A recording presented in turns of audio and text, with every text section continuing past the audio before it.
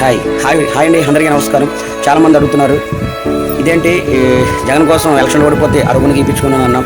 అప్పుడు గీపించుకోకుండా ఇప్పుడు దాదాపు సంవత్సరం పూర్తవుతున్నప్పుడు ఇప్పుడు ఎందుకు గీపించుకున్నాను అడుగుతున్నారు. ఒక విషయం అందరికీ మిత్రులకి, ఏ పార్టీ అయినా కానీ మిత్రులందరికీ ఒక సమాధానం నేను అయితే చెప్పేది.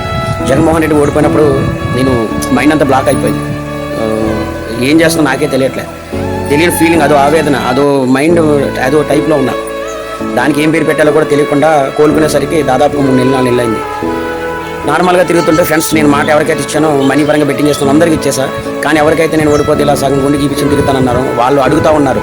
వాళ్ళకి 5-6 నెలలు అడిగి వదిలేశారు, మళ్ళీ అడగల. కానీ నాకు అనిపించింది, జగన్మోహన్ రెడ్డిని నేను ఆరాధిస్తున్నాను, పూజిస్తున్నాను, ఆయన నాయకుడు. ఒక నెలలో గీస్తే మళ్ళీ వచ్చే బొచ్చికే నేను అంత బాధపడిపోతున్నా. ఆయన కుటుంబాన్ని, ఆస్తుల్ని, అంతస్తులు అన్ని వదిలేసి ప్రజల కోసం రోడ్డు మీద నిలబడ్డాడు. ఆయన అంత బాధపడి ఉంటాడా? ఎందుకు ఆయన అంత మాట ఇచ్చి నిలబడుతున్నాడా అని ఆలోచించా. ఇప్పుడు నాకు అనిపించింది, అప్పుడు తెలియలేదు ఏంటన్నది. ఇప్పుడు మనం ఓడిపోయాం, మంచి చేసి మోసపోయాం అని ఆలోచించాను. కాబట్టి నా నాయకుడు నాకు ఇంపార్టెంట్. కాబట్టి చాలామంది గుండె గీపించుకుంటారు, దేవుడికి మొక్కిస్తారు, వాళ్ళ మొక్కు తీరిందని చేస్తారు. నేను నమ్మని దేవుడు ఆయన కాబట్టి నా దేవుడి కోసం నేను ఇచ్చాను అనుకున్నాను.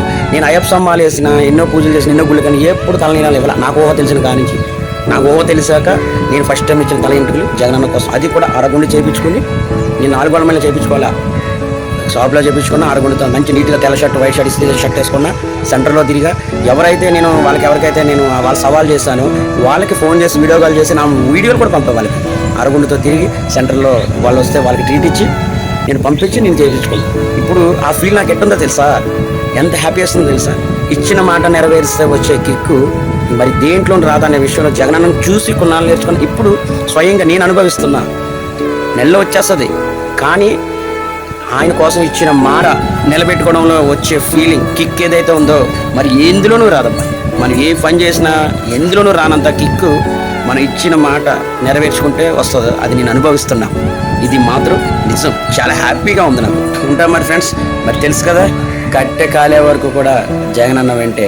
జై జగన్.